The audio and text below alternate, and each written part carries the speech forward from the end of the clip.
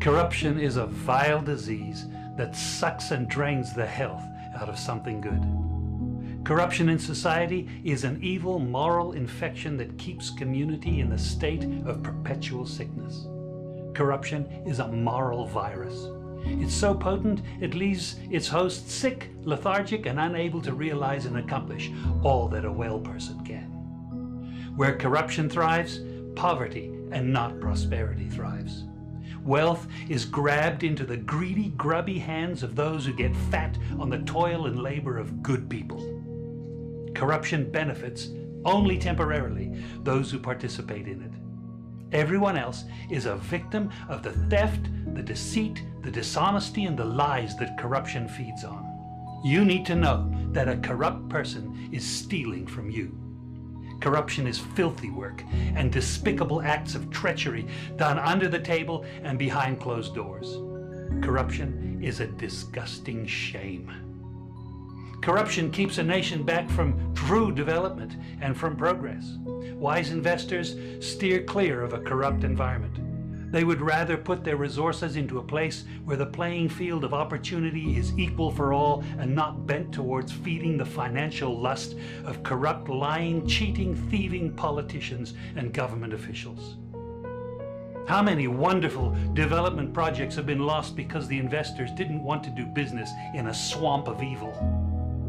When those great projects go to another nation or to some other place, we all lose.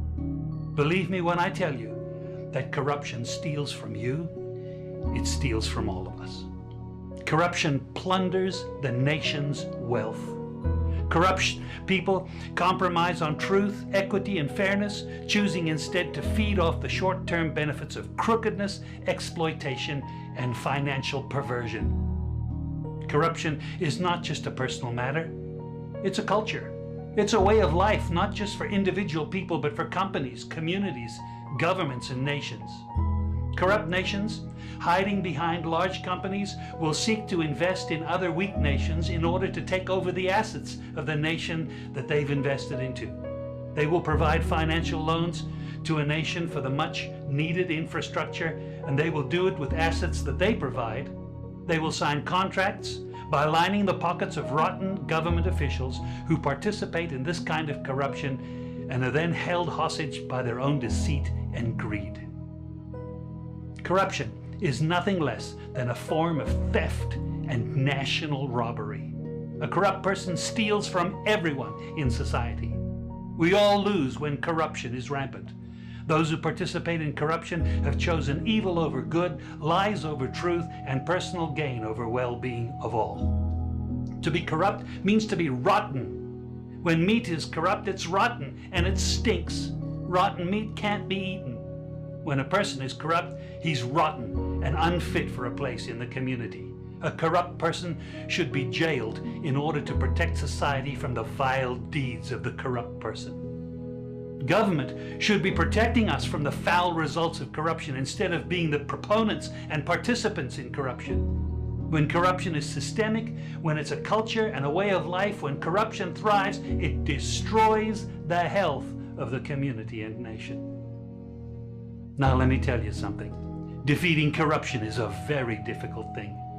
The love of money is the root of all evil, the Bible says. People who love money will do almost anything to get it. Those who choose to stand up against corruption, you need to know that we're going to be involved in a war. We will be threatened, vilified, intimidated, marginalized, and ridiculed. These kind of people who stand up against corruption will often feel alone, as if they are the problem instead of the solution. Corruption can only be defeated when enough people have had enough and decide to do something about it.